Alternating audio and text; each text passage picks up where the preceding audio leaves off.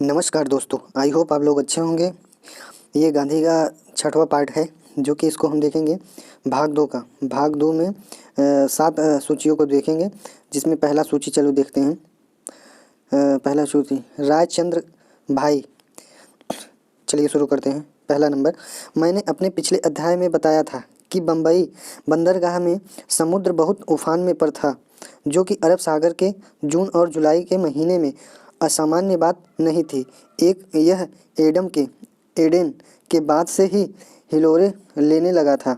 अधिकतर यात्रियों की तबीयत खराब हो रही थी। केवल एक मैं ही सही सलामत था और जहाज के डेक पर खड़ा उस तूफानी उतार चढ़ाव को देख रहा था और उसकी लहरों के पड़ते छींटों का आनंद ले रहा था। नाश्ते के समय मेरे अलावा 1 या 2 और लोग रहते थे, अपनी प्लेट को गोद में सावधानी से पकड़े हुए दलिया खाते हुए, ताकि वह नीचे न गिर सके। बाहर का तूफान एक तरह से मेरे लिए अपने भीतर के तूफान का संकेत था केवल, लेकिन बाहर का तूफान बिना किसी प्रभाव के था। मैं कह सकता हूँ कि अंदर के तूफान का भी वही असर था। वहाँ पर जाति के साथ समस्या थी जिसका मुझे सामना करना था। मैं पहले से ही अपना पेशा शुरू करने में हिचकिचा रहा था, और क्योंकि मैं एक सुधारक था और सोच रहा था कि कैसे इन सुधारकों को शुरू करूं, लेकिन वहाँ मेरे लिए मेरी जानकारी भी आगे बहुत कुछ इंतज़ार कर रहा था। बंदरगाह पर मेरे बड़े भाई मुझसे मिलने आए थे। वे पहले से ही डॉक्टर मेहता और उनके बड़े भाई को जान चुके थे और डॉक्टर मेहता ने मुझे अपने घर रहने पर जोर दिया। हम वहीं चले गए। इस प्रकार जो संबंध इंग्लैंड में बना वह भारत में भी बना रहा और बाद में दोनों परिवार एक घनिष्ठ मित्रता में बदल गए। मैं अपनी माँ से मिलने के लिए उत्सुक था। मुझे नहीं पता था कि अपनी गोद में मुझे लेने के लिए वे अब इस दुनिया में नहीं रही थी। अभी इस खबर को मुझे नहीं बताया गया। मैं सामान्य रूप से नित्य कर्म के लिए चला गया। मेरे भाई ने मुझे उनकी मृत्यु से अनजान रखा था, जो उस समय हुई जब मैं इंग्लैंड में था। वे मुझे विदेश में इस तरह के झटके से बचाना चाहते थे। फिर भी यह खबर मेरे लिए एक बड़ा धक्का थी, लेकिन मुझे केवल उसके बारे में ही सोचते नहीं रहना चाहिए। यह दुख मेरे पिता की मृत्यु से कहीं अधिक गहरा था। मेरी उम्मीद टूटकर बिखर गई थी, लेकिन मुझे याद है कि बड़े से बड़े दुख पर भी मैं अपनी पीड़ा व्यक्त नहीं करता था। मैं अपने आंसुओं को रोक सकता था और अपने जीवन को ऐसे देखता जैसे कुछ भी नहीं हुआ था। डॉक्टर मेहता ने मुझे अपने कई मित्रों से मिलवाया। उनमें से एक उनके भाई सी रेवाशंकर जीवन थे, जिनके साथ मेरी मित्रता जीवन भर रही। लेकिन जिस परिचय के बारे में मैं विशेष रूप से बताना चाहता हूँ वह कवि राजचंद थे, जो डॉक्टर मेहता के बड़े भाई के बहनोई थे और उस ज्वेलरी फर्म के पार्टनर भी, जो रेवाशंकर जगजीवन के नाम पर थी। उनकी उम्र उस समय 25 की थी भी नहीं थी, लेकिन पहले ही परिचय ने मुझे यकीन दिला दिया था कि वे बहुत विद्वान और महान चरित्र वाले व्यक्ति थे। उन्हें सतवधानी भी कहा जाता था, जिनकी अद्भुत स्मरणीय शक्ति होती है और जो सैकड़ों चीज़ें एक साथ ही याद रख सकते हैं। डॉक्टर मेहता ने मुझे उनकी कुछ याददाश्त की उपलब्धियों को देखने की सिफारिश की। मैंने यूरोपियन ज़बान में जितना कुछ मुझे याद था, उनकी सब शब्दावलियों को बोलकर सब खाली कर लिया और फिर कवि जी ने उन्हें दोहराने को कहा। उन्होंने हूबहू मेरे कहे सभी शब्दों को उसी क्रम में बोलकर मुझे सुनाया। मैं उनकी इस कला का कायल हो गया और उसके लिए मुझे उनसे ईर्ष्या भी हुई। लेकिन जिस बात ने मुझ पर गहरा प्रभाव डाला उसका मुझे बाद में पता चला। यह उनका ग्रंथों का ज्ञान, उनका बेदाग चरित्र और आत्मबोध के लिए जुनून का होना था। मैंने देखा कि वे केवल आत्मबोध के लिए जी रहे थे। मुक्तानंद जी ने निम्न पंक्तियाँ हमेशा उनके होठों पर रहती और वे उनके हृदय में गढ़ गई थी। मैं स्वयं को तभी धन्य मानूंगा जब मैं उन्हें देखूंगा। अपने हर दैनिक कार्यों में सत्य में वह ही एक धागा है जो मुक्तानंद के जीवन का सहारा है। रामचंद्र भाई का व्यावसायिक लेन देन हजारों लाखों में था। वे मोतियों और हीरो के पारखी थे। किसी भी प्रकार की व्यवसायिक गुत्थियाँ और परेशानियाँ उनके लिए कठिन नहीं थी, लेकिन इन सब चीज़ों के केंद्र में उनका जीवन नहीं था। उनके केंद्र में केवल ईश्वर को अपने सामने देखने का जुनून था। उनकी मेज पर अपने व्यवसाय से संबंधित चीज़ों के साथ साथ धार्मिक पुस्तकें और उनकी डायरी हमेशा साथ रहती। उनके प्रभावशाली लेख इसी डायरी से लिए गए थे। जैसे ही उनका कार्य समाप्त होता हुए अपनी धार्मिक पुस्तक या डायरी खोल लेते। एक ऐसा व्यक्ति जो इतने भारी व्यापारिक कार्यों के करने के पश्चात तुरंत अपने अंदर की छुपी हुई आत्मा के बारे में लिखने लगता है, जाहिर है वह कोई सामान्य व्यापारी नहीं बल्कि एक सत्य को खोजने वाला सच्चा खोजी है। मैंने उन्हें अपने कार्य के दौरान भी ईश्वर में लीन देखा। एक बार नहीं बल्कि कई बार मैंने उन्हें ईश्वर में ध्यान और अपने व्यावसायिक कार्य दोनों से कभी विचलित होते हुए नहीं देखा। इसके अलावा मुझे उनसे बांधने वाली कोई निजी स्वार्थ अथवा अन्य वजह नहीं थी। फिर भी मैं उनके सान्निध्य का आनंद लेता था। तब मैं एक बिना नाम अर्जित किए एक अदनाम सा बैरिस्टर था। फिर भी जब कभी मैं उनसे मिलता तो मुझे वे किसी न किसी गंभीर धार्मिक बातों में व्यस्त कर देते। यद्यपि मैं उस समय केवल समझ रहा था और यह नहीं कहा जा सकता था कि धार्मिक विचार विमर्श में मुझे कुछ विशेष रुचि थी, फिर भी मैं उनके विचारों और बातों को बहुत ध्यान से सुनता था।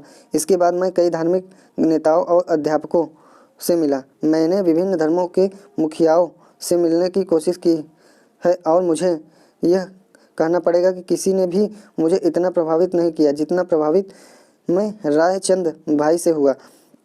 उनके शब्द सीधे मेरे अंदर घर करते थे।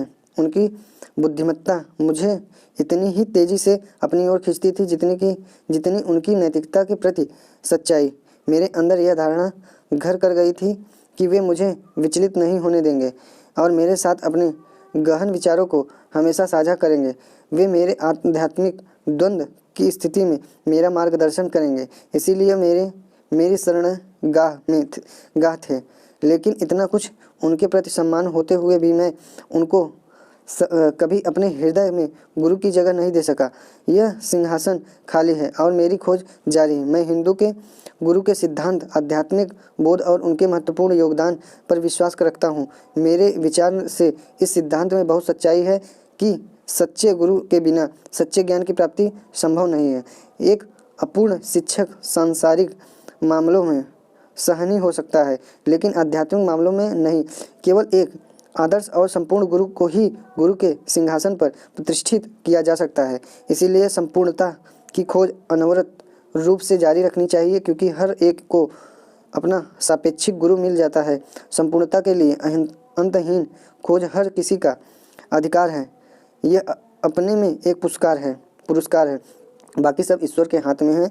इस प्रकार चाहे मैं रामचंद्र भाई को अपने हृदय में एक गुरु के सिंहासन पर स्थान नहीं दे पाया, हम देखेंगे कि इस प्रकार वे कई अवसरों पर मेरे मार्गदर्शन और सहायक रहे। 3 आधुनिक दिग्गजों ने मेरे जीवन पर गहरा प्रभाव छोड़ा है। रामचंद्र भाई ने अपनी जीवन शैली से, टॉल्स्टॉय ने अपनी पुस्तक the kingdom of God is within you और स्किन की पुस्तक अनटू दिस लास्ट ने सभी अपनी अपनी जगह पर सही हैं। सूची दूसरा देखेंगे। कैसे मैंने अपना जीवन शुरू किया। मेरे बड़े भाई को मुझसे बहुत बड़ी उम्मीद और आशाएं थी। धन दौलत, नाम और प्रसिद्धि कि उनके अंदर बहुत लालसा थी। उनका हृदय बहुत विशाल और उदार था। साथ में सरल प्रकृति। इन गुणों के कारण उनके बहुत से मित्र बने और उनके द्वारा वे मेरे लिए काम मिलने की अपेक्षा कर रहे थे। उन्होंने यह भी सोचा था कि मेरी वकालत बहुत अच्छी और धुआंधार चलेगी, इसीलिए उन्होंने अपने घर के खर्चों को बहुत बढ़ा लिया था। उन्होंने मेरी वकालत की तैयारी में भी कोई कमी नहीं छोड़ी थी। मेरी विदेश यात्रा का तूफान मेरी जाति समुदाय के अंदर अभी भी सुलग रहा था। इसने समुदाय को दो धड़ों में बांट दिया था। एक मुझे तुरंत स्वीकार करने को तैयार था, दूसरा मुझे बाहर ही बनाए रखने में अड़ा हुआ था। पहले धड़े को प्रसन्न करने के लिए मेरे बड़े भाई राजकोट जाने से पहले मुझे नासिक पवित्र नदी में स्नान कराने के लिए ले गए और राजकोट पहुंचकर समुदाय के लिए भोज आयोजित किया। मुझे यह सब पसंद नहीं आया, लेकिन मेरे भाई का मेरे प्रति प्रगाढ़ प्रेम था और मेरी उनके प्रति भक्ति भी उतनी ही थी। इसीलिए मैंने जैसा उन्होंने चाहा वैसा किया। उनकी इच्छा मेरे लिए कानून थी। इस प्रकार जाति में शामिल किए जाने की बाधा समाप्त हो गई थी। मैंने कभी उस धड़े में शामिल होने की इजाज़त नहीं मांगी जो मेरे विरोध में था, और न तो उनके मुखिया और न ही किसी सदस्य के प्रति मेरी कोई दुर्भावना रही। इनमें से कुछ मुझे नापसंद करते थे, लेकिन ईमानदारी से मैं उनकी भावनाओं को आहत करने से बचता रहा। मैंने जाति और समुदाय से बहिष्कार संबंधित नियमों का हमेशा से सम्मान किया।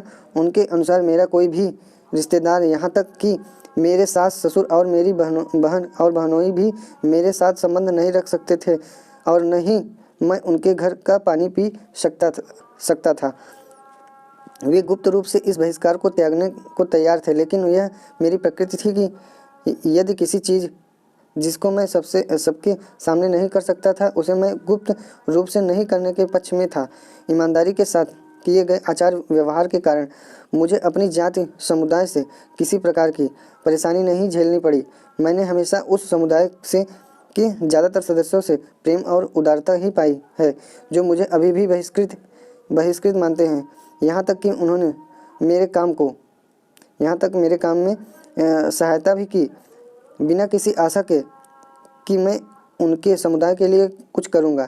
यह मेरी धारणा है कि यह अच्छाइयाँ मेरे द्वारा कोई विरोध न किए जाने के वजह से थी। यदि मैं जाति में फिर से वापस लिए जाने के लिए समुदाय पर जोर डालता या उन्हें परेशान करता या उनके समुदाय में फूट डालने का प्रयास करता, तब वे निश्चित रूप से उसका बदला लेते और किसी भी प्रकार के तूफान को झेलने से बचने के बजाय इंग्लैंड से लौटने के बाद मैं स्वयं को विरोध के भंवर में उलझा पाता और शायद इस कपट का एक हिस्सा बनता।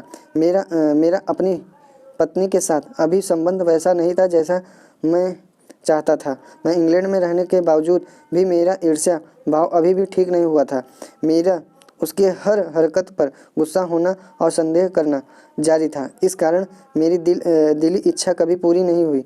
मैंने निश्चित किया कि मेरी पत्नी को पढ़ना लिखना सीखना चाहिए, लेकिन मेरी वासना बीच में आई और वह मेरी इस कमी की वजह से दुख पाती रही। यहाँ तक कि एक बार मैंने उसे अपने पिता के घर भेजने और तभी वापस लाने का सोचा था जब वह पूरी तरह से त्रस्त हो चुकी थी। बाद में मैंने महसूस किया कि यह मेरी गलती थी। मैंने अपने बच्चों की पढ़ाई में सुधार की योजना बनाई हुई थी। जब मैं इंग्लैंड गया था तब मेरे भाई के बच्चे और मेरा बेटा भी था, जो अब करीब 4 वर्ष का है। मेरी इच्छा थी कि इन नन्हे बच्चों को शारीरिक अभ्यास कराऊं और उन्हें मजबूत बनाऊं और अपना मार्गदर्शन दूं। इससे मेरा भाई मेरे पक्ष में था और मैं अपने इस प्रयोजन में सफल भी रहा। मुझे बच्चों की संगीत में रहना संगति में रहना बहुत अच्छा लगता था। मेरी उनके साथ अक्सर खेलने और उन्हें चुटकुले सुनाने की आदत थी। यह अभी तक है। तब से मुझे लगता था कि मैं बच्चों का एक अच्छा शिक्षक बन सकता हूँ। अन्न के लिए सुधार की ज़रूरत जाहिर थी। चाय और कॉफ़ी को हर घर में जगह मिल गई थी। मेरे भाई ने मेरे लौटने पर घर पर एक तरह का पाश्चात्य वातावरण तैयार किया हुआ था। क्रॉकरी और इस तरह की चीज़ें जो विशेष अवसरों के लिए रखी होती थी, वे अब रोज़मर्रा उपयोग में लाई जा रही थी। मेरे सुधार ने इसे और सुसंस्कृत बना दिया। मैंने जौ का दलिया नाश्ते में शुरू किया और चाय या कॉफ़ी की जगह कोकोआ की सिफारिश की, लेकिन असल में यह चाय कॉफ़ी के साथ उपयोग में लाई जाने लगी। बूट और जूते पहले से ही वहाँ थे। मैंने वहाँ पाश्चात्य कपड़ों की शुरुआत करके उसे यूरोपियन बना दिया। इस प्रकार खर्चे बढ़ गए। हर दिन कुछ न कुछ नई चीज़ जुड़ती रहती। हम अपने घर के दरवाजे पर सफ़ेद हाथी खड़ा करने में सफल रहे, लेकिन इसके लिए पैसे का जुगाड़ कैसे होता। राजकोट में वकालत शुरू करना एक प्रकार का मजाक ही होता। मुझमें मुश्किल से एक पेशेवर और शिक्षित वकील का ज्ञान था, फिर भी मैं आम वकील से 10 गुना ज़्यादा फीस की उम्मीद कर रहा था। शायद ही कोई ऐसा बेवकूफ़ होगा जो मुझे वकील के काम के लिए रखता। यदि ऐसा कोई मिल भी जाता तो क्या मुझे अपनी अज्ञानता के ऊपर अभिमान और धोखे को जोड़ना और दुनिया के प्रति अपने देय कर्ज को और बढ़ा लेना चाहिए था। मेरे दोस्तों ने मुझ कुछ समय के लिए बम्बई जाने का सुझाव दिया, जहां मैं हाई कोर्ट उच्च न्यायालय में अनुभव प्राप्त कर सकूं और वहां भारतीय कानून का अध्ययन करूं और जितने केस मुझे मिल सकते थे उनको पाने की कोशिश करूं। उनके सुझावों के अनुसार मैं बम्बई चला गया। बम्बई में मैंने परिवार में अपनी तरह अक्षम या और मूर्ख एक खान शामा रखा। वह ब्राह्मण था। मैंने उसके साथ नौकर जैसा व्यवहार नहीं किया, बल्कि उसे घर के एक सदस्य की तरह रखा। वह केवल अपने ऊपर पानी उड़ेलता, मगर कभी अपने को साफ नहीं करता था। उसकी धोती गंदी थी, साथ ही उसका पवित्र जनेऊ भी, और उसे धार्मिक ग्रंथों का कोई ज्ञान नहीं था। लेकिन मैं अच्छे से खान सामी का इंतजाम कैसे करता। अच्छा, तो रविशंकर, यह उनका नाम था। मैं उससे पूछता, तुम खाना बनाना नहीं जानते, लेकिन अपनी संध्या, दैनिक पूजा इत्यादि को जानते होगे। संध्या सर जोतना हमारी संध्या है और फावड़ा हमारी दैनिक पूजा। मैं इस प्रकार का ब्राह्मण हूँ। मैं आपकी दया पर रह सकता हूँ, अन्यथा किसानी मेरे लिए है ही। इसीलिए मुझे रविशंकर का शिक्षक बनना पड़ा। मेरे पास काफ़ी समय था। मैंने अपने लिए खाना बनाना शुरू किया और शाकाहारी खाने में अंग्रेजी प्रयोगों को करना शुरू कर दिया। मैंने स्टोव खरीदा और रविशंकर रसोई संभालने लगा। मुझे मेज़ पर खाना परोसने की कोई जानकारी नहीं थी और रविशंकर को भी इसका ज्ञान नहीं था। हम मज़े से गुजारा करने लगे। वहाँ पर केवल एक अड़चन थी। रविशंकर ने सफाई से न रहने और खाने को गंदा रखने की कसम खाई हुई थी। बम्बई में 4 महीने से ज़्यादा रहना मेरे लिए दुभर हो गया था, क्योंकि आय का कोई साधन नहीं था और खर्चे बढ़ते ही जा रहे थे। मैंने अपना जीवन इस प्रकार से शुरू किया। मैंने देखा कि बैरिस्टर का पेशा एक गलत नौकरी थी। वहाँ दिखावा ज़्यादा और ज्ञान कम था। नंबर 3 देखेंगे। पहला मुकदमा कैसे मिला। बम्बई में रहकर एक तरफ मैं भारतीय कानून को पढ़ रहा था, दूसरी तरफ आहार शास्त्र में प्रयोग कर रहा था। मेरे इस अभियान में मेरा मित्र रविचंद्र भी शामिल हो गया। मेरा भाई अपनी तरफ से हर तरह की जानकारी जुटा रहा था। भारतीय कानून की पढ़ाई टेढ़ी खीर थी। दीवानी मुकदमों को शुरू करने के कोड मेरी समझ से बाहर थे, लेकिन साक्ष्य एक्ट के साथ ऐसा नहीं था। रविचंद्र गांधी एडवोकेट थे कि परीक्षा के लिए पढ़ रहा था। वह मुझे बैरिस्टर और वकीलों के बारे में हर तरह की कहानियाँ सुनाया करता। सर फिरोज शाह की निपुणता, वह कहता, उनकी कानून के नियमों में दक्षता की वजह से है। उन्हें एडवोकेट एक्ट, साक्ष्य एक्ट पूरा कंठस्थ है और 32 सेक्शन के सभी मामले उन्हें पता है। बदरुद्दीन तैयबजी की बहस कला जजों को भी प्रभावित करती है। ऐसे दिग्गजों की कहानी मुझे विचलित कर देती थी। यह सब असामान्य नहीं है। वह कहता, किसी भी बैरिस्टर को 5 या 7 वर्षों तक यूं ही निरर्थक पड़े रहना। तभी मैंने वकालत करने के लिए अपने को रजिस्टर कर लिया है। यदि तुम 3 वर्ष में भी अपनी नाव खेल सको तब स्वयं को सौभाग्यशाली समझना। हर महीने खर्चे बढ़ते ही जा रहे थे। बैरिस्टर पेशे की तैयारी के साथ अपने घर के आगे बैरिस्टर का बोर्ड लगाना ऐसी स्थिति थी जिसे मैं स्वाभाविक रूप से स्वीकार नहीं कर पा रहा था। इस कारण मैं पढ़ाई में पूरी तरह से अपना ध्यान एकाग्रचित्त नहीं कर पा रहा था। मेरे अंदर एविडेंस एक्ट, साक्ष्य अधिनियम के प्रति रुचि जागृत हो गई थी और मेयन के हिंदू कानून को गहरी रुचि के साथ पढ़ा था, लेकिन फिर भी किसी केस को करने का साहस नहीं जुटा पा रहा था। मैंने अपनी असहाय और हताश स्थिति को शब्दों में प्रकट नहीं कर सकता था। जिस प्रकार नई नवेली वधू अपनी ससुराल में पहली बार आते हुए स्वयं की असमंजसता को व्यक्त नहीं कर पाती, इसी दौरान मैंने मीराबाई का केस लिया। यह एक छोटा सा कारण था। तुम्हें दलाल को कमीशन देना होगा, मुझे बताया गया, जिसे मैंने मना कर दिया। लेकिन बड़े बड़े तथाकथित फलाने क्रिमिनल वकील जो 3 से 4 हज़ार रुपये प्रति महीने अर्जित करते हैं, वे भी कमीशन देते हैं। मैंने उनकी नकल नहीं करना चाहता। मैंने जवाब दिया, मैं 300 रुपये प्रतिमाह कमाकर संतुष्ट रहूँगा। मेरे पिता को इससे ज़्यादा नहीं मिलते थे, लेकिन वे दिन बीत गए। बम्बई में खर्च बहुत ज़्यादा बढ़ गया है। तुम्हें एक व्यवसायिक की तरह होना चाहिए। मैं अपनी बात पर अड़ा रहा। मैंने कोई कमीशन नहीं दिया। फिर भी मुझे मीराबाई का केस मिल गया। यह काफ़ी सरल केस था। मैंने इसके लिए 30 रुपये की फीस ली। केस 1 दिन से ज़्यादा नहीं था। छोटा न्यायालय में यह मेरी शुरुआत थी।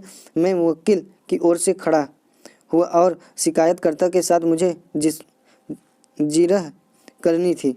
मैं खड़ा हुआ, लेकिन मेरा दिल डूब गया। मेरा सिर चक्कर खा रहा था। मैं किसी प्रश्न के बारे में नहीं सोच सका। जज जरूर हंसे होंगे और सभी वकीलों के बीच में उपहास का पात्र बना होऊंगा। मैं कुछ भी देखने लायक नहीं था। मैं बैठ गया और एजेंट को कहा कि मैं यह केस नहीं लड़ सकता। अच्छा होगा कि यदि वह पटेल को केस दे दे और मुझे दी गई फीस वापस ले ले। मिस्टर पटेल ने 51 रुपये में रखा गया जाहिर ही था वह केस बच्चों के खेल जैसा था। मैं जल्दी कोर्ट से बाहर आ गया, बिना यह जाने कि मेरा मुवक्किल जीता कि नहीं। लेकिन मैं स्वयं पर बहुत शर्मिंदा था। मैंने निर्णय लिया कि जब तक मैं अपने अंदर किसी केस को लड़ने का साहस नहीं जुटा पाऊंगा, तब तक किसी भी मामले को नहीं लूँगा। और जब तक मैं दक्षिण अफ्रीका नहीं गया, तब तक कोई केस नहीं लिया और अदालत भी नहीं गया। मेरे इस निर्णय में कोई अच्छाई नहीं थी। मैंने केवल ज़रूरत को सदाचार बना लिया था। कोई बेवकूफ़ ही होगा जो मुझे केस सौंपेगा, यदि देगा भी तो केवल हारने के लिए। लेकिन बम्बई में मेरे लिए एक केस और भी था। यह एक अभ्यावेदन के लिए आवेदन पत्र लिखना था। एक गरीब मुसलमान की ज़मीन पोरबंदर में जब्त कर ली गई थी। वह मेरे पास एक योग्य पिता का योग्य पुत्र की तरह समझकर आया था। उसका केस देखने में कमज़ोर लग रहा था, लेकिन मैंने उसके लिए आवेदन लिखना स्वीकार कर लिया। उसको छापने का खर्च उसे ही वहन करना होगा। इस शर्त के साथ उसको तैयार किया और अपने मित्रों को अपना लिखा आवेदन पढ़ाया। उन्होंने इसे उपयुक्त बताया। इसने मेरे अंदर आत्मविश्वास पैदा किया और मुझे विश्वास हुआ कि मैं अभ्यावेदन पत्र को तैयार करने योग्य था और वाकई में था। मेरा व्यवसाय फल फूल रहा था। यदि मैं अभ्यावेदन को बिना किसी फीस के लिखता, लेकिन इससे कोई फ़ायदा नहीं होगा। इसीलिए मैंने सोचा कि मैं शिक्षक की नौकरी कर सकता था। मेरा अंग्रेजी ज्ञान काफ़ी अच्छा था और मैं मैट्रिकुलेशन के छात्रों को किसी स्कूल में पढ़ाना पसंद करूँगा। इस तरह से मैं अपने खर्च के कुछ हिस्से को पूरा कर सकूँगा। मैंने अखबार के एक विज्ञापन को देखा। उसमें लिखा था, ज़रूरत है एक अंग्रेजी सिखाने के लिए शिक्षक की तनख्वाह 75 रुपये। यह विज्ञापन एक प्रतिष्ठित हाई स्कूल की तरफ से था। मैंने उस पोस्ट के लिए आवेदन दिया। मुझे साक्षात्कार के लिए बुलाया गया। मैं बहुत उत्साह के साथ वहाँ गया, लेकिन प्रधान अध्यापक को पता चला कि मैं ग्रेजुएट नहीं था। उसने अफसोस जताते हुए मुझे मना कर दिया, लेकिन मैंने अंदर लंदन मैट्रिकुलेशन, जिसके लैटिन दूसरी भाषा थी, के साथ उत्तीर्ण किया। यह सच है, लेकिन हमें ग्रेजुएट की ज़रूरत है। अब कुछ नहीं हो सकता था। मैंने हताशा में अपने हाथ झटके। मेरे बड़े भाई बहुत चिंतित थे। हम इस निर्णय पर पहुँचे कि बम्बई में समय व्यर्थ करने का कोई औचित्य नहीं था। मुझे राजकोट में रहना चाहिए, जहाँ मेरे भाई छोटे मोटे वकील थे और वे मेरे आवेदन पत्र और अभ्यावेदन तैयार करने का कार्य दिलवा सकते थे। राजकोट में रहने के लिए अपना घर भी था। बम्बई छोड़ने के से एक जगह का खर्चा बचाया जा सकता था। मुझे यह सुझाव अच्छा लगा। इस प्रकार 6 महीने की अवधि वाला मेरा बम्बई का आशियाना बंद हो गया। बम्बई में मैं प्रतिदिन नियम से कोर्ट जाता था, लेकिन मैं यह कह नहीं सकता कि मैंने वहाँ कुछ सीखा था। मेरा ज्ञान वहाँ कुछ सीखने के लिए बहुत सीमित था। अक्सर मैं वहाँ चल रहे मामलों को समझ नहीं पाता और ऊँघने लगता।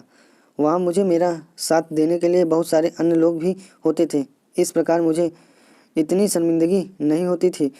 कुछ समय बाद मेरा रहा सहा संकोच भी खत्म हो गया, क्योंकि मैंने यह सोचना शुरू कर दिया था कि कोर्ट में इस तरह झपकी लेना फैशनेबल है। यदि बम्बई में आज भी पीढ़ी को भी मेरे जैसा अज्ञानी बैरिस्टर मिलेंगे, तो मैं उन्हें सलाह दूंगा कि वे रहन सहन के बारे में थोड़ा बहुत व्यवहारिकता जरूर रखें। मैं गिरगांव में रहता था, लेकिन मैंने शायद ही कभी कोई गाड़ी या ड्राम गाड़ी ली हो। मैंने हाई कोर्ट पैदल जाने का नियम बनाया था।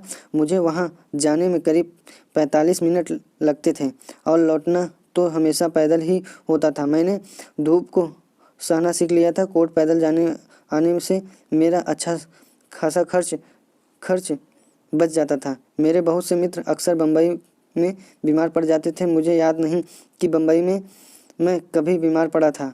मैंने ऑफिस तक पैदल आना जाना जारी रखा और मैं इस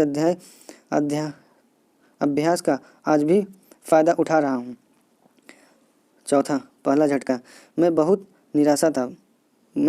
निराश था। बम्बई छोड़कर मैं राजकोट गया, जहाँ मैंने अपना ऑफिस खोला। यहाँ मेरा काम अच्छा खासा चलने लगा था। आवेदन और अभ्यावेदन को लिखने में मैं हर महीने 300 रुपये तक कमा लेता। इसके लिए मुझे अपनी योग्यता के बजाय लोगों के असर का आभारी होना चाहिए और इसका श्रेय उन्हें देना चाहिए, क्योंकि मेरे भाई के पार्टनर की अच्छी खासी प्रैक्टिस थी। उनकी वजह से मेरा काम चल रहा था। सभी आवेदन आदि जो उनके विचार में होते थे, वे मेरे पास भेज देते। उनमें से जो विशेष प्रकृति के होते, उन्हें वे बड़े बैरिस्टरों को भेज देते और मेरे हिस्से में वे निवेदन आते जो गरीब मुवक्किलों के होते। मुझे यह स्वीकार करना होगा कि यहाँ मुझे अपने कमीशन देने के सिद्धांत से समझौता करना पड़ा, जिसे मैंने बम्बई में ईमानदारी से निभाया था। मुझे बताया गया कि इन दो मामलों के हालात अलग थे। बम्बई कमीशन दलालों को देना होता था, जबकि यहाँ उन वकीलों को जो आपके केस के विषय में बताते थे। और यहाँ भी बम्बई की तरह सभी बैरिस्टर अपनी फीस का एक निश्चित प्रतिशत कमीशन की तरह देते थे। मेरे भाई के इस तर्क का मेरे पास कोई जवाब नहीं था। उन्होंने मुझसे कहा, तुम देख रहे हो कि मैं एक दूसरे के वकील के साथ पार्टनरशिप में हूँ। मेरा सुझाव हमेशा तुम्हारी तरफ रहेगा और मैं चाहूँगा कि हमेशा सभी मामले जितने तुम संभाल सकते हो तुम्हें भी दे दूँ, और यदि तुम मेरे पार्टनर को कमीशन नहीं दोगे, तब तुम निश्चित ही मेरी स्थिति को असहज बनाओगे। जैसा तुम्हारा और मेरा संयुक्त प्रतिष्ठा है, तुम्हारी फीस एक संयुक्त खाने में आती है और मुझे मेरा हिस्सा स्वतः ही मिल जाता है। लेकिन मेरे सहयोगी का क्या? यदि किसी केस को वह दूसरे बैरिस्टर को देगा तब उसे उस व्यक्ति से कमीशन मिलेगा। मुझे इस दलील से प्रभावित किया और मुझे लगा कि यदि मुझे बैरिस्टर की तरह काम करना है तब मैं कमीशन न देने जैसा सिद्धांत से चिपके नहीं रह सकता। मैंने स्वयं के साथ इस प्रकार का तर्क किया और यदि साफ शब्दों में कहा जाए तो मैं अपने को धोखा दिया। मैं यहाँ यही जोड़ना चाहूँगा कि किसी और मामले में मैंने कभी कोई कमीशन नहीं दिया। यद्यपि मैं अपना गुजारा चलाने लायक हो गया था, मुझे अपने जीवन का पहला धक्का इसी समय लगा। मैंने सुना था कि अंग्रेज अफसर कैसे होते थे, लेकिन कभी मेरा उनसे सामना नहीं हुआ था। मेरे बड़े भाई पोरबंदर के स्वर्गीय राणा साहब के सेक्रेटरी और सलाहकार थे। उनके गद्दी पर बैठने से पहले मैं और उस समय उनके ऊपर इस इल्ज़ाम की तलवार लटक रही थी कि जब वे उस ऑफिस में थे तब उन्होंने गलत सलाह दी थी। यह मामला एक राजनीतिक एजेंटे के पास गया जिसके संबंध मेरे भाई के साथ सामान्य नहीं थे। मैं इस अफसर को तब से जानता था जब मैं लंदन में था और हम दोनों के बीच काफ़ी अच्छी दोस्ती थी। मेरे भाई ने सोचा कि मुझे उस मित्रता का लाभ उठाना चाहिए और अफसर को उस राजनीतिक एजेंट की भाई के प्रति दुर्भावना के बारे में बताते हुए उस एजेंट को सज़ा दिलवानी चाहिए। मुझे यह विचार पसंद नहीं आया। मैंने सोचा मुझे इस लंदन के संक्षिप्त सौहार्द भरे संबंध का फ़ायदा नहीं उठाना चाहिए। यदि मेरे भाई की वाकई गलती हो तो मेरी सिफारिश क्या फ़ायदा? यदि अपने निर्देश होने पर विश्वास है तब उसके परिणाम का सामना करना चाहिए। मेरे भाई को यह सलाह अच्छी नहीं लगी। तुम काठियावाड़ को नहीं जानते, उन्होंने कहा, और तुम्हें अभी दुनिया को जानना बाकी है। यहाँ पर केवल प्रभाव काम करता है। यह तुम्हारे लिए सही नहीं है एक भाई की तरह अपने कर्तव्य से पीछे हटना, जबकि स्पष्ट तौर पर तुम उस अफसर को मेरे से संबंधित अच्छी बातें बता सकते हो। उसे तुम अच्छी तरह से मैं उन्हें मना नहीं कर सका, लेकिन मैं अपनी इच्छा के विरुद्ध उस अफसर के पास गया। मैं अच्छी तरह से जानता था कि मुझे उसके पास जाने का अधिकार नहीं है और ऐसा करते हुए मैं अपने स्वाभिमान से समझौता कर रहा हूँ। लेकिन मैंने उसने मिलने का समय मांगा और वह मुझे मिल भी गया। मैंने उसे अपनी पुरानी मुलाकात का वास्ता दिया, लेकिन मैं तुरंत समझ गया कि काठियावाड़ इंग्लैंड से अलग है। वह अफसर जो वहाँ वकालत कर रहा था और वह जो यहाँ ड्यूटी पर है, वह अलग चरित्र का है। राजनीतिक एजेंट मुझे जानता था, लेकिन मेरा इस प्रकार उसको याद दिलाना उसे अच्छा नहीं लगा। यकीनन आप उस संबंध का दुरुपयोग करने नहीं आए होंगे। उसकी कठोरता के यही मायने थे और यह स्पष्ट रूप से उनकी तनी भौहों से दिख रहा था। फिर भी मैंने अपना पक्ष रखा। साहब बहुत बेचैन था। तुम्हारा भाई षड्यंत्रकारी है। मैं उसके बारे में कुछ नहीं सुनना चाहता हूँ। मेरे पास समय नहीं है। यदि तुम्हारे भाई को कुछ कहना है तो उसे सही मार्ग अपनाते हुए निवेदन करना चाहिए। जवाब स्पष्ट था और सही भी, लेकिन निजी स्वार्थ अंधा होता है। मैंने अपनी पूरी कहानी सुनाई। साहब उठ खड़ा हुआ और कहा, तुम्हें अब जाना चाहिए। लेकिन मेरी बात तो सुनिए, मैंने कहा। इसने उसे और गुस्सा दिला दिया। उसने अपने चपरासी को बुलाया और मुझे जाने का दरवाज़ा दिखाने को कहा। मैं अभी भी हिचकिचा रहा था। जब चपरासी आया, उसने अपना हाथ मेरे कंधों पर रखा और मुझे कमरे से बाहर कर दिया। साहब वापस चले गए और साथ ही चपरासी भी। मैं वहाँ से झल्लाते और गुस्से से उफनते हुए बाहर निकला। मैंने तुरंत उससे संबंधित एक नोट लिखा और उसे भेज दिया। आपने मेरी बेइज्जती की है। आपने अपने चपरासी द्वारा आक्रामक कार्रवाई करवाया है। यदि आप इसकी क्षतिपूर्ति नहीं करेंगे तो मुझे आप पर कानूनी कार्रवाई करनी पड़ेगी। तुरंत उसका जवाब उससे घुड़सवार से आया।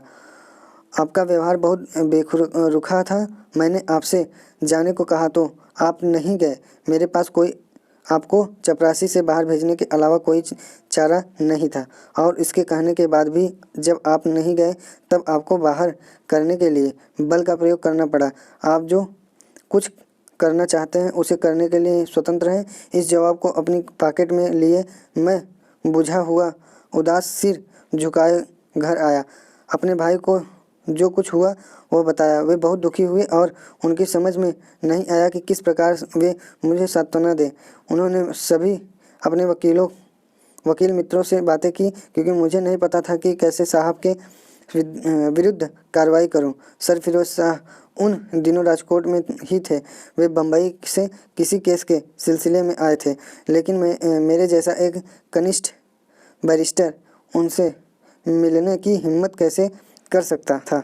लेकिन इसीलिए मैंने उस वकील के हाथ उनके पास अपने कागज पत्र भिजवा दिए जिसे मैंने केस के लिए रखा था, और उनसे सलाह लेने की याचना की। उन्होंने संदेश कहलवाया। गांधी को कहो, इस तरह की बातों का होना वकीलों और बैरिस्टरों के बीच काफ़ी सामान्य है। वह अभी अभी इंग्लैंड से आया है और गर्म खून है। वह ब्रिटिश अफसरों को नहीं जानता। यदि वह यहाँ कुछ कमाना चाहता है और आराम से बिना किसी परेशानी के समय बिताना चाहता है तो उसे इस नोट को फाड़ देना चाहिए और इस बेइज्जती को भूल जाना चाहिए। उस साहब के विरुद्ध किसी प्रकार की कार्रवाई करने से कुछ नहीं होगा, बल्कि इसके बजाय वह अपनी ज़िंदगी को तबाह कर लेगा। उसे कहो, उसे अभी ज़िंदगी को जानना बाकी है। यह सलाह मेरे लिए जहर की तरह कड़वी थी, लेकिन मुझे उसे घुटकना पड़ा। मैंने अपनी बेइज्जती जेब में रखी, लेकिन उससे मुझे फ़ायदा भी हुआ। अब कभी भी मैं अपने को किसी झूठी स्थिति में नहीं रखूँगा और कभी भी अपनी मित्रता को भुनाने की कोशिश नहीं करूँगा। मैंने स्वयं से वादा किया था और इसके बाद अपने इस दृढ़ निश्चय को कभी नहीं तोड़ा। इस धक्के ने मेरे जीवन की दिशा बदल दी। 5वां, दक्षिण अफ्रीका की तैयारी। इसमें कोई संदेह नहीं है कि मेरा उस अफसर के पास जाना गलत था, लेकिन उसका क्रोध और अधीरता मेरी गलती से कहीं ज़्यादा थी। उसे मुझे निकालने की ज़रूरत नहीं थी। मैं ज़्यादा से ज़्यादा उसका 5 मिनट का समय लेता, लेकिन वह मेरी बात करना सहन नहीं कर सका। वो मुझसे विनम्रता से जाने के लिए कह सकता था, लेकिन अफसरशाही की ताकत ने उसे अंधा कर दिया और वहाँ आपे से बाहर हो गया था। बाद में मुझे पता चला कि उस अफसर में धैर्य की कमी थी। अपने आगंतुकों की बेइज्जती करना उसके लिए काफ़ी सामान्य था। एक छोटी सी कमी साहब का मूड खराब कर देती थी।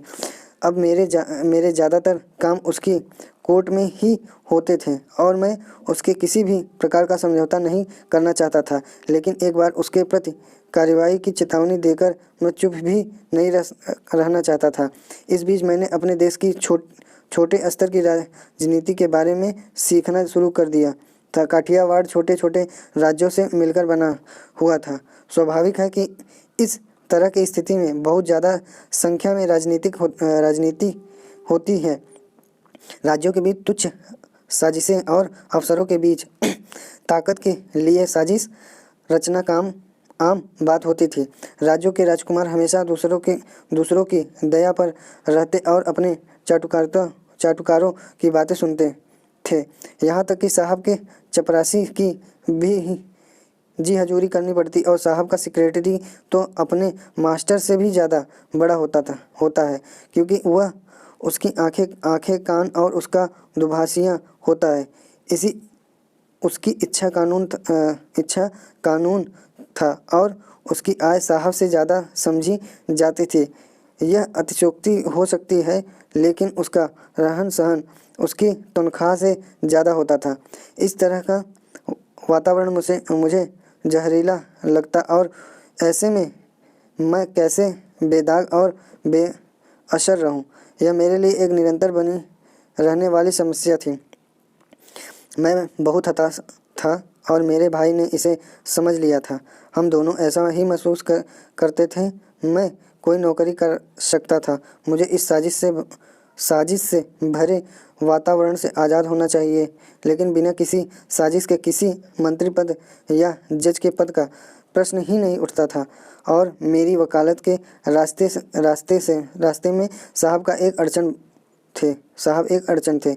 उस समय पोरबंदर शासन के अधीन था और मुझे राजकुमार को और ज़्यादा आधिकारिक शक्ति दिलवाने का काम मिला था। मुझे प्रशासन से भारी विधौती ज़मीन का किराया, जिसे किसानों से वसूला जाता था, के सिलसिले में भी मिलना था। यद्यपि यह अफसर भारती और साहब से कम अहंकारी था। वह योग्य था, मगर रैयत भारतीय किसान मुझे ज़्यादा बुद्धिमान नहीं लगे। मैं राणा राजकुमार के लिए ज़्यादा अधिकार पाने में सफल रहा, लेकिन किसानों को कोई सुविधा नहीं दिलवा सका। मुझे लगा कि उनके कारणों को ज़्यादा ध्यान से नहीं देखा गया, इसीलिए इस काम से मैं काफ़ी निराश था। मुझे लगा अपने वकीलों को मैं न्याय नहीं दिला पाया, लेकिन मेरे पास उनको करने के साधन नहीं थे। ज़्यादा से ज़्यादा मैं राजनीतिक एजेंट का या गवर्नर को याचिका दे सकता था, लेकिन वे भी यह कहकर मेरी याचना को निरस्त कर देते, हम इस मामले में दखल नहीं दे सकते। सॉरी। यदि कोई नियम या अधिनियम होते जो इस प्रकार के निर्णय पर कोई कार्रवाई कर सकते, तब तो किया जा सकता था, पर यहाँ तो साहब की इच्छा ही कानून था। मैं पूरी तरह हताश था। इस बीच पोरबंदर के मेमन फर्स ने मेरे भाई को एक प्रस्ताव पेश करते हुए पत्र लिखा। हमारा दक्षिण अफ्रीका में व्यवसाय है। हमारी वहाँ एक बड़ी फर्म है और वहाँ की अदालत में हमारा एक बड़ा मामला फंसा हुआ है। हमारा दावा 40,000 पाउंड का है और यह केस काफ़ी दिनों से चल रहा है। हमने अच्छे से अच्छे वकीलों और बैरिस्टरों से सेवाएं ली हैं। यदि आप अपने भाई को वहाँ भेजेंगे तो यह हमारे लिए फ़ायदेमंद रहेगा और उसके लिए भी। वह हमारे वकील को हमसे बेहतर ढंग से सलाह दे पाएंगे और उन्हें भी विश्व के एक नए भाग को देखने और नई जान पहचान बनाने का लाभ मिलेगा। मेरे भाई ने इस प्रस्ताव के बारे में मेरे साथ विचार विमर्श किया, लेकिन यह मेरे लिए स्पष्ट नहीं था कि मुझे केवल वकील को सलाह देने है या उनके लिए कोर्ट में खड़ा भी होना है। लेकिन प्रस्ताव ने मुझे आकर्षित किया था। मेरे भाई ने मेरा परिचय स्वर्गीय सेठ करीम झावेरी, जो कि दादा अब्दुल्ला एंड कंपनी के पार्टनर थे, उनसे करवाया। सेठ ने मुझे आश्वस्त किया, यह कठिन कार्य नहीं है। हमारे बड़े बड़े यूरोपियन मित्र हैं जिनके साथ आप जान पहचान या संपर्क बनाएंगे। आप हमारी दुकान के लिए उपयोगी होंगे। हमारा ज़्यादातर पत्र व्यवहार अंग्रेजी में होता है और उसमें भी आप हमारी सहायता कर सकते हैं और जाहिर है आप हमारे अतिथि होंगे, इसीलिए आपका कोई खर्चा भी नहीं होगा। आपको मेरी सेवाएं कितने समय तक चाहिए, मैंने पूछा। उसके लिए कितना भुगतान मिलेगा? 1 वर्ष से ज़्यादा नहीं। हम आपको प्रथम श्रेणी का आने जाने का किराया देंगे और 105 पाउंड कुल मिलाकर। यह राशि एक बैरिस्टर के योग्य नहीं थी।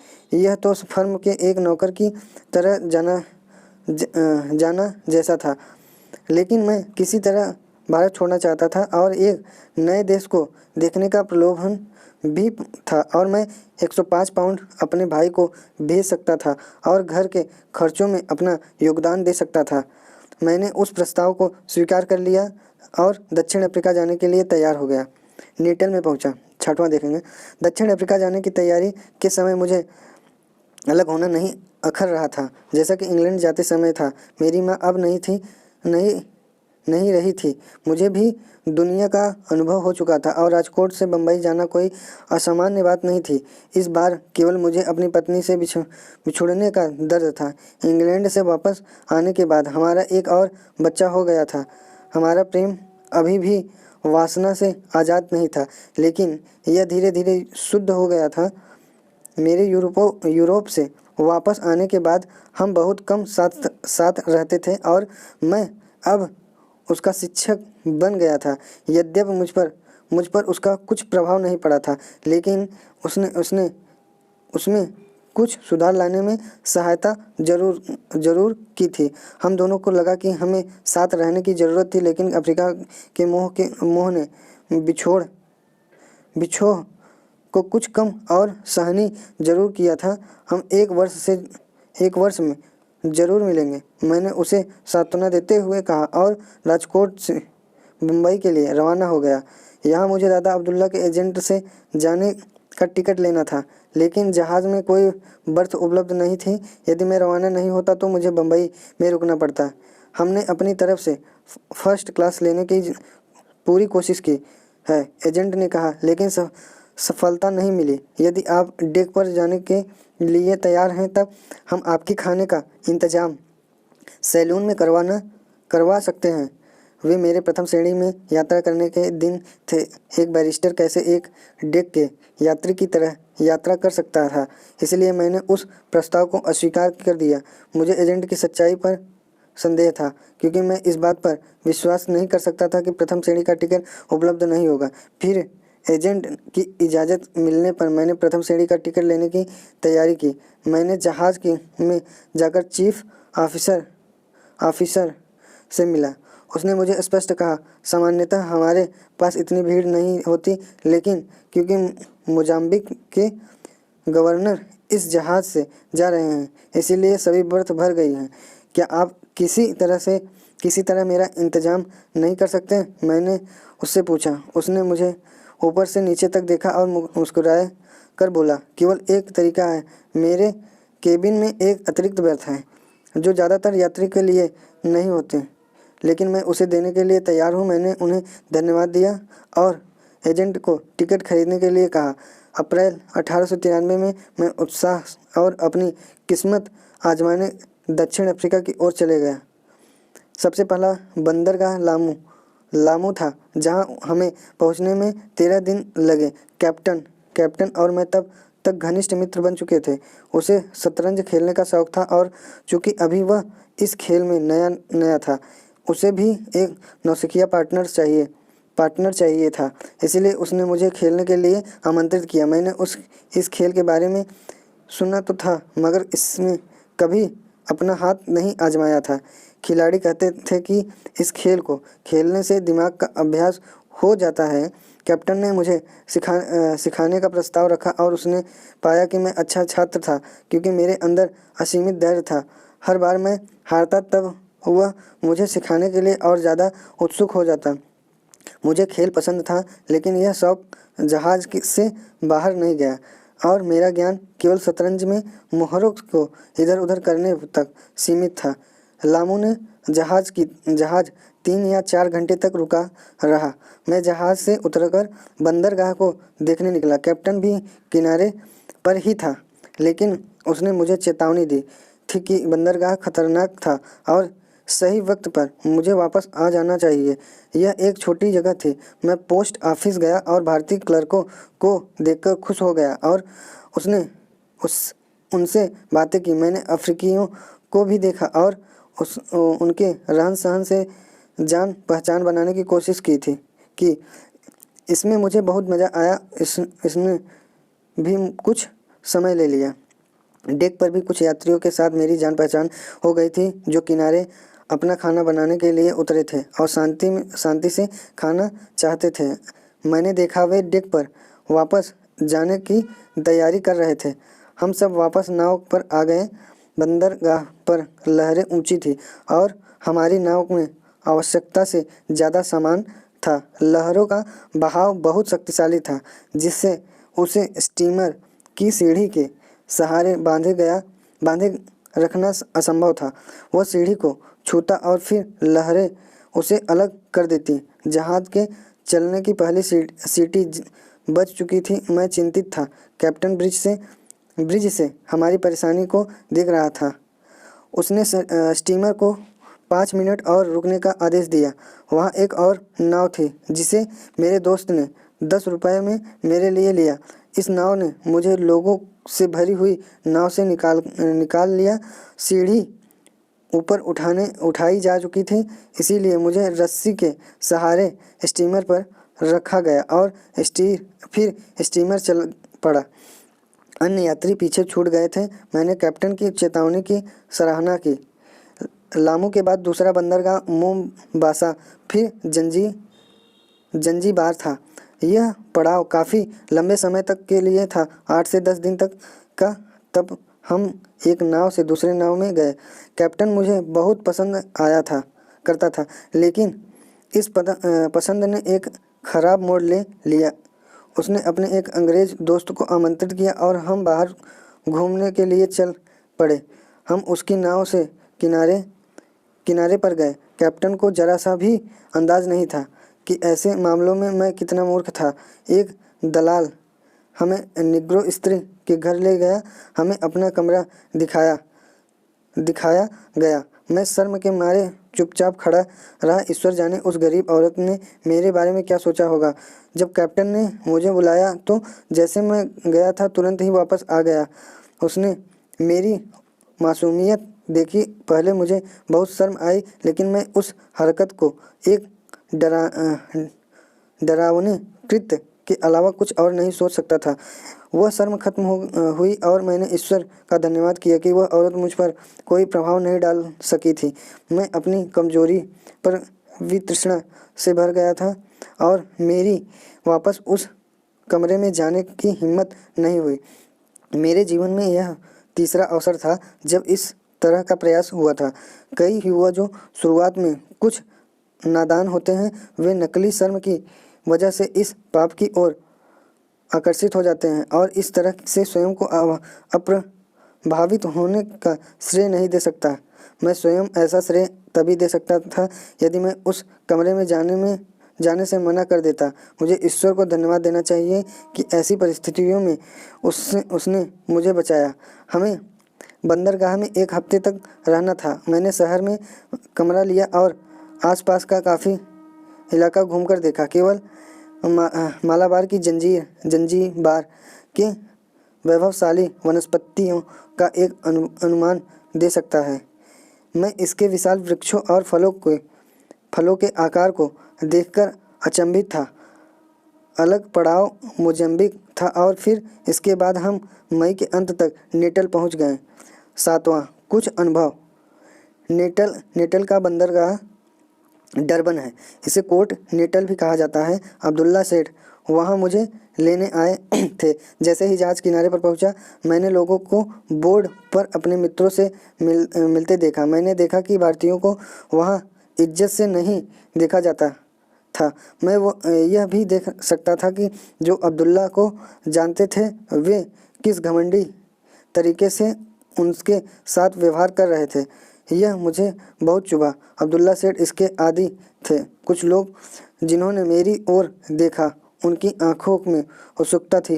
मेरी पोशाक मुझे अन्य भारतीयों से अलग कर रही थी। मैंने फ्राकनुमा कोट पहना हुआ था और फिर सिर पर पगड़ी थी।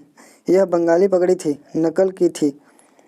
मुझे फर्म में क्वार्टर में ले जाया गया और मुझे मेरा कमरा दिखाया गया, जो उन्होंने मुझे अब्दुल्ला सेठ के बगल में दिया था। वे मुझे नहीं समझ सके थे और मैं उन्हें नहीं समझ पा रहा था। उन्होंने अपने भाई द्वारा भेजे गए पेपरों को पढ़ा और उससे वे ज़्यादा परेशानी में पड़ गए थे। उन्होंने सोचा कि उनके भाई ने एक सफ़ेद हाथी भेज दिया है। मेरी पोशाक और रहन सहन उन्हें यूरोपियों की तरह महंगा और शानो शौकत वाला लगा। उस समय कोई विशेष काम नहीं था जो मुझे किया जा सकता था। उनका केस ट्रांसवाल में चल रहा था। वहाँ मुझे तुरंत भेजने का कोई मतलब नहीं था और वे मेरी योग्यता और ईमानदारी पर कैसे विश्वास कर सकते थे। वे प्रिटोरिया में मुझ पर निगरानी रखने के लिए नहीं रह सकते थे।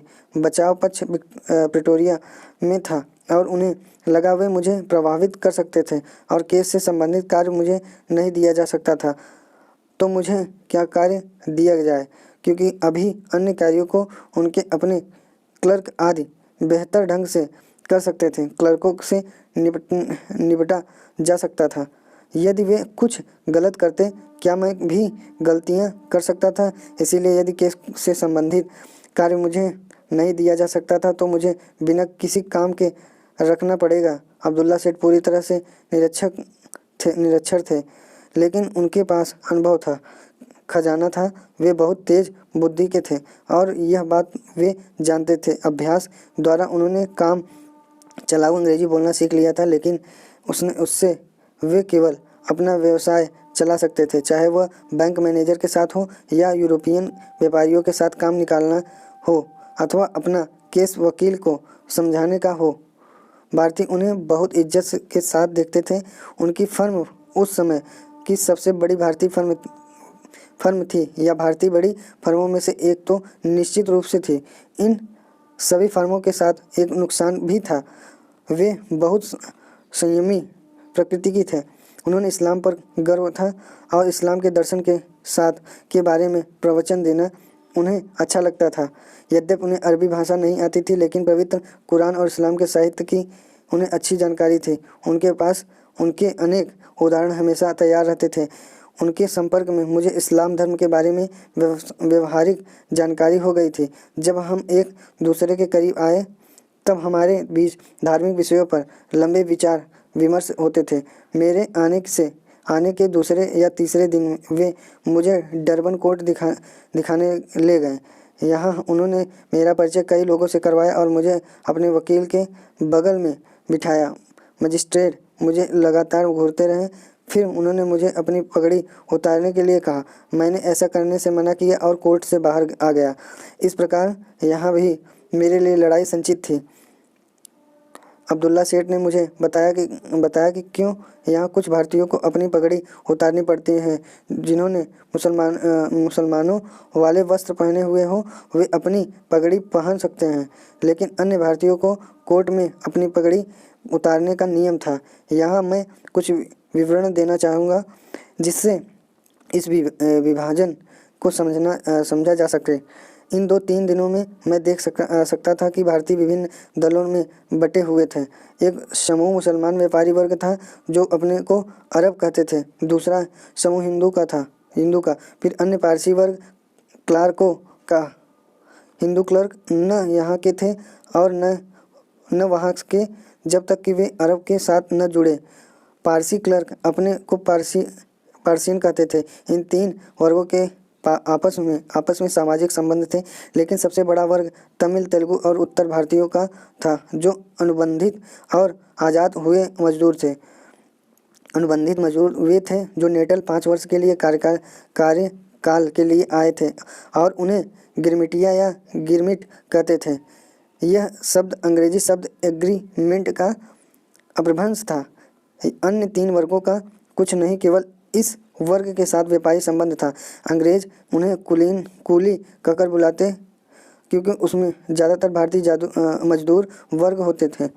सभी भारतीयों को कुलीन या समीस के नाम से बुलाया जाता। समीस तमिल प्रत्यय सफिक्स था जो कई तमिल नाम के बाद प्रयोग में लाया जाता था, और यह कुछ नहीं बल्कि संस्कृत का स्वामी शब्द है जिसका अर्थ मालिक होता है। इसीलिए जब कभी किसी भारतीय को श्रमिक कहलवाना पसंद नहीं आता तो वह मजाक में उन्हें स्वयं को निम्न प्रकार से कहने को कहता, आप मुझे स्वामी कहकर बुला सकते हैं, लेकिन आप भूल रहे हैं कि स्वामी का अर्थ मालिक होता है और मैं अपना मालिक नहीं हूँ।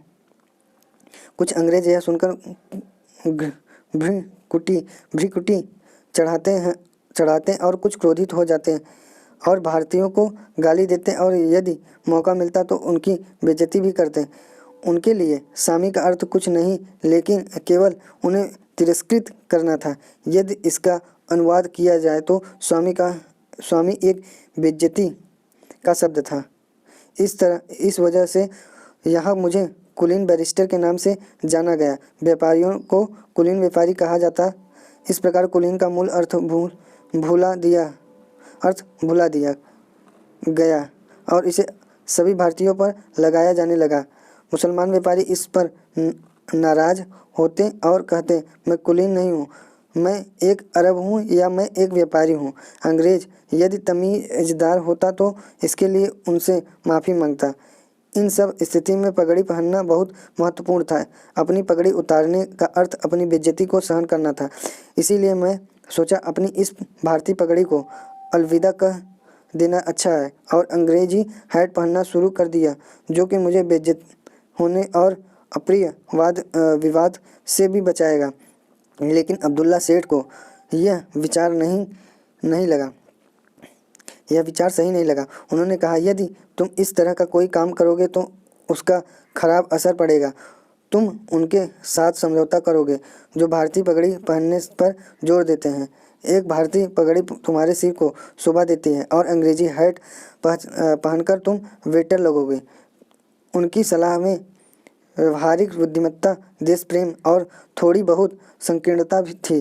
बुद्धिमत्ता यह दिखा रही थी कि सिवा देश प्रेम के कभी पगड़ी पहनने पर जोर नहीं देते, और यह उदाहरण कि अंग्रेजी टोपी पहनकर तुम बेटर लगोगे, यह उनके विचार की संकीर्णता थी। अनुबंधित भारतीयों में 3 वर्ग थे, हिंदू, मुसलमान और ईसाई। आखिर समूह में उन अनुबंधित भारतीयों के बच्चे थे जिन्होंने ईसाई धर्म अपना लिया था। यहाँ तक कि सन 1853 में भी वे काफ़ी संख्या में थे। वे अंग्रेजी पोशाक पहनते और उनमें से ज़्यादा होटलों में वेटरों की नौकरी से अपना जीवन चलाते थे। अब्दुल्ला सेठ की अंग्रेजी टोपी की आलोचना का तात्पर्य इस वर्ग से था। होटल में वेटर की नौकरी करना अपमानजनक माना जाता था। यह सोच आज भी कईयों में बाकी है। कुल मिलाकर मुझे अब्दुल्ला सेठ की सलाह मुझे अच्छी लगी और मैंने प्रेस में इसकी घटना के बारे में लिखा और कोर्ट में पगड़ी पहनने का पक्ष लिया। अखबारों में इसके बारे में काफ़ी कुछ लिखा गया। उन्होंने मुझे एक अवांछनीय आगंतुक की तरह कहा। इस प्रकार इस घटना ने मुझे दक्षिण अफ्रीका में कुछ ही दिनों में अचानक प्रचारित किया। कुछ ने मेरा पक्ष लिया और कुछ ने मेरे इस उतावलेपन की कठोरता से आलोचना की। मेरी पगड़ी अफ्रीका प्रवास के अंत तक मेरे साथ बनी रही। कब और क्यों दक्षिण अफ्रीका में मैंने अपने सिर की पगड़ी को पहनना बंद किया, इसे हम बाद में देखेंगे। आज के इस पार्ट में 7 सूची तक देख लिए हैं। अगले पार्ट में 8वें सूची से देखेंगे, प्रिटोरिया जाते समय से देखेंगे। वीडियो को देखने के लिए बहुत बहुत धन्यवाद।